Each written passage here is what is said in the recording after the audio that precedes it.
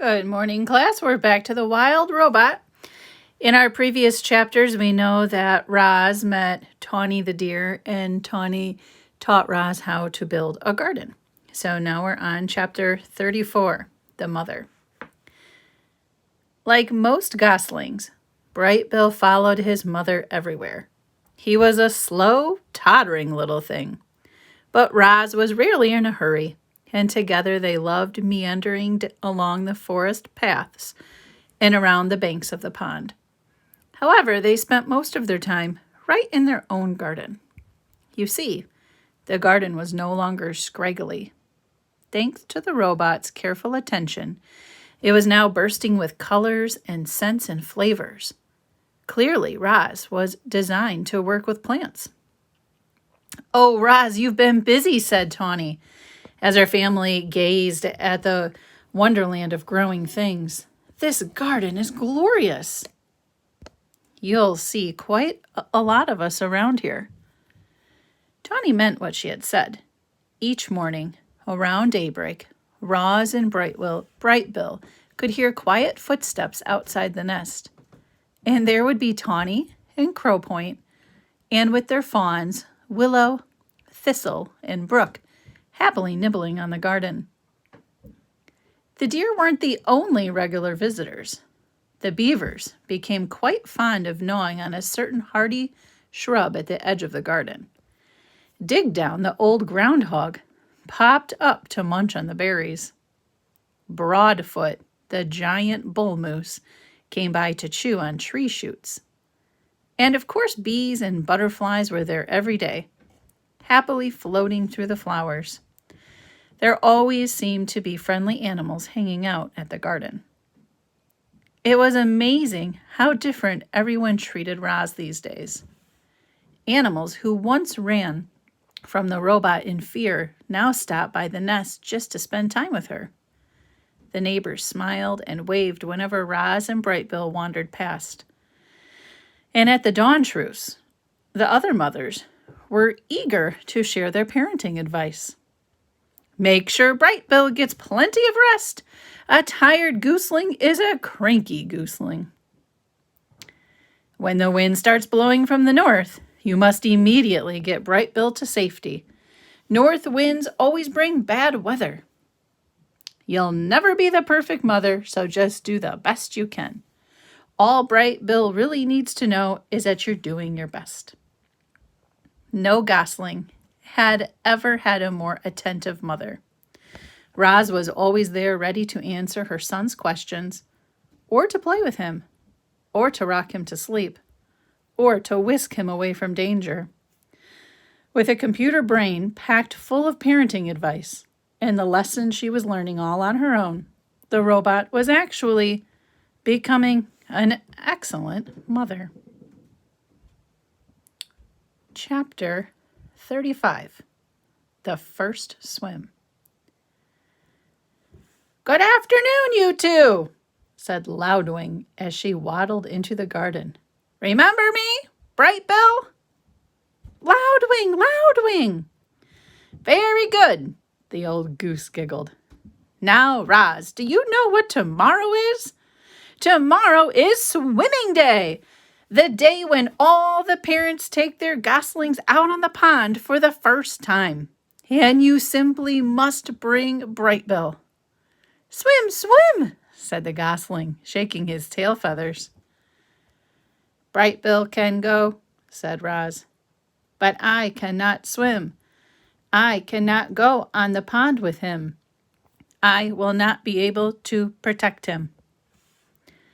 "Who would have thought a big thing like you would be afraid of a little water?"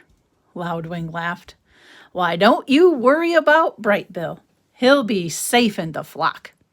And he's going to have so much fun swimming with the other goslings. We begin at sunrise, so don't be late. See you in the morning."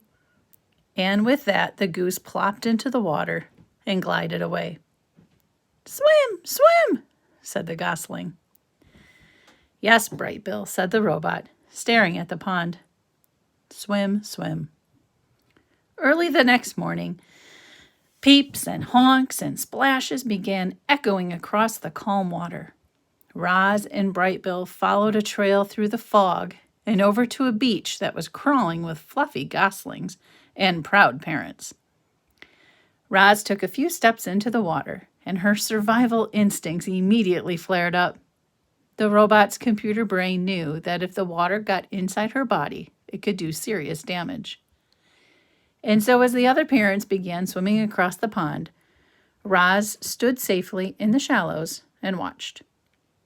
Brightbill ran up and down the beach with the other goslings, peeping and laughing and pretending to be afraid of the tiny waves. When one wave finally pulled him in, he felt his body floating on top of the water. A big smile appeared on the gosling's face. Clearly, Brightbill was designed to swim. "Very good, Brightbill," said Loudwing as she floated past. "You're a natural." "Yes, Brightbill, you are a natural," said Roz, trying to sound like a good mother. Loudwing rounded up all the other goslings and gave them a quick swimming lesson. "Remember, everyone, paddle your feet evenly to swim in a straight line. Paddle with your right foot to go left. Paddle with your left foot to go right. Try it out and join the rest of us when you're ready. Happy swimming day!" Loudwing and the other adult geese calmly glided toward the center of the pond. A jumble of goslings tried to keep up with them. The youngsters jostled and splashed and peeped with excitement, and gradually they paddled in the direction of their parents. Only Brightbill lagged behind. "Mama swim?" Roz pointed to the flock. "I cannot swim. Go have fun with the other geese. You will be safe with them." The gosling took a deep breath, and he shook his tail feathers and paddled with his feet and set out for his very first swim. He drifted too far to the left, and then he drifted too far to the right, but his feet just kept paddling until he caught up with the other goslings. Roz spent the morning watching her son swim around and around the pond. As she watched him, she felt something like gratitude. Thanks to Brightbill, the robot now had friends and a shelter and help. Thanks to Brightbill, the robot had become better at surviving. In a way, Roz needed Brightbill as much as Brightbill needed Roz, which was precisely why she felt such concern when the mood on the pond suddenly changed. One moment, everything was tranquil, and the next moment, the geese were in panic. Something was violently sloshing through the group. It was Rockmouth, the giant toothy pike. The fish had been a problem in the pond for as long as anyone could remember, but he had never attacked a goslings before. All the parents immediately went to protect their young. All the parents except Roz. The robot could only stand in the shallows and watch as her son left the other geese behind and desperately swam towards his mother. "Swim to me, Brightbill, quickly!" The gosling kicked as fast as he could, but alone on the water, he made an easy target.